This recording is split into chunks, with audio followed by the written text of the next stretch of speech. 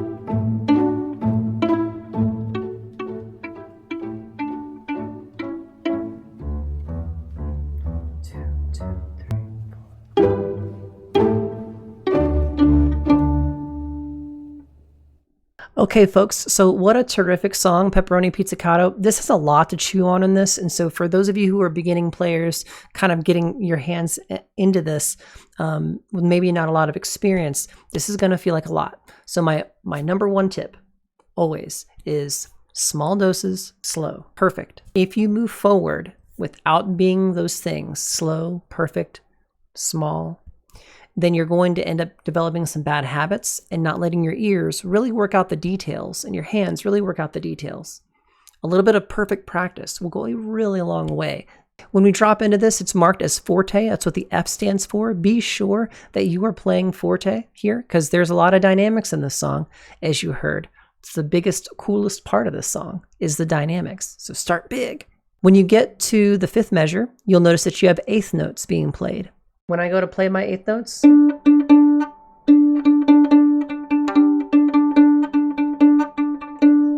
be sure that when you're playing, you get the nice part of your finger that we've described before, really hammering down on those notes. If you try to use any other parts of your finger, it might set you up to be a little less accurate and catching too many strings at the same time. It's forte, eighth notes, and therefore you want to play them full, but don't play them so big and loud that you get slow. We experience our first skip right here in measure 7.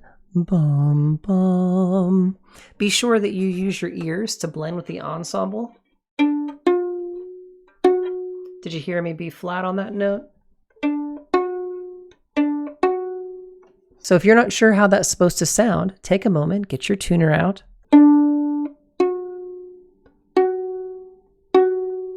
My natural inclination was to be very flat on that F sharp. But there it is. That's where it should be. So if you find yourself fingering through these things, double check your tuner just to make sure you're in the right ballpark to train your ear on how these things should sound. As we move forward, we experience our first dynamic change. We've got a decrescendo that goes to mezzo forte. That's not a big change, but your director or your musical leader may decide that that needs to be an even bigger change. Instead of playing mezzo forte, let's play it mezzo piano. Let's go even softer. So make sure that you always follow the cues of the conductor for more or less sound. And make sure always that to the common person, they can experience this with you. So if it's supposed to do something decrescendo-wise, getting softer, make sure they know that that's happening by demonstrating them that on the instrument. What I mean by that is someone who doesn't know anything about music should say to themselves, something just changed. I think they got softer. Or something just changed. I think it got louder. If a common person who doesn't know anything about music can say that to themselves, then you've done your job. But you shouldn't have to hold up a poster that says, hey, I just did a crescendo, or hey, I just did a decrescendo. It needs to be overwhelmingly obvious to like the person in the crowd who knows the least about music. This section here is kind of tough. Bum, bum, bum.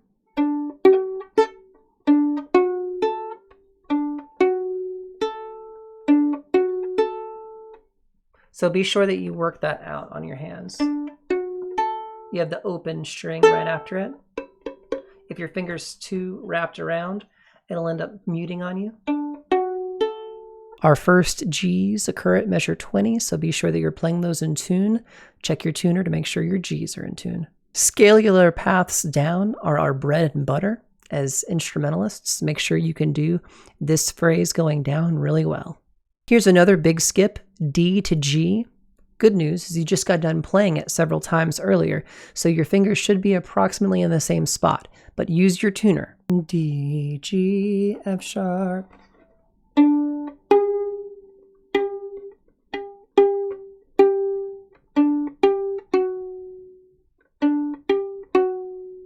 Measure 25, we get into some dynamic changes. Da, da, da, da, da, da, da. Da, da, da, da, da, da, da. We want to make sure that those are expressive and they have some lift to them. They really show the audience, hey, we're doing something dynamically, and they should be able to hear that. Measure 31, which is right before this box 33, has D, F sharp, E, G, F sharp, which is a scalular enclosure, thirds, third, third, third, third, down a half step. That's hard stuff for us. Get your tuner out, practice with it, make sure each one of those intervals are in tune. You can hear that really well and that it's undeniable. Practice it so many times correctly that you can't get it wrong. Measure 33 is another repeat of that statement, so we're going to move forward to 41. Measure 41 is not a throwaway section for us. We need to make sure that we are perfectly in tune and perfectly balanced within the confines of our ensemble. The director may tell you more or less, depending on how big your sections are and how well your low strings are playing. So be sure that you play just the right volume for your ensemble through this section, because your low strings are getting all the love. They have a solo here. Measure 49 really took me for a loop, a ride, because I had to play a note that I was not as familiar with, the B, E, G, B, G. If you want to know how to play the B, just remember it's on the A string. So when you go to play this,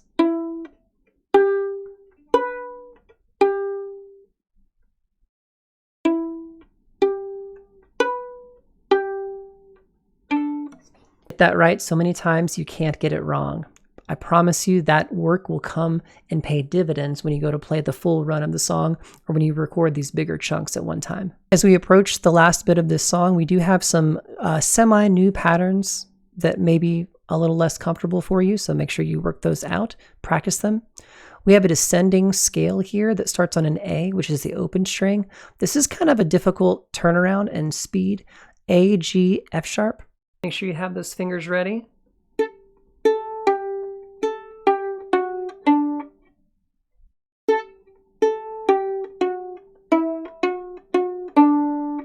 You can have the fingers down. You can have the fingers down before you pluck the A.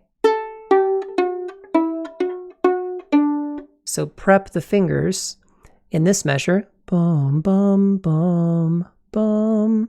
When you play that E, throw down all three fingers and then play that A, the string above it, so that it sounds seamless. We don't want to have a hiccup da, we don't want to stumble down to that G. We want to have that G finger ready. So prep on the E so that you can get to the G faster. Also goes without saying, we have a lot of piano work here. Be sure that you keep all this soft.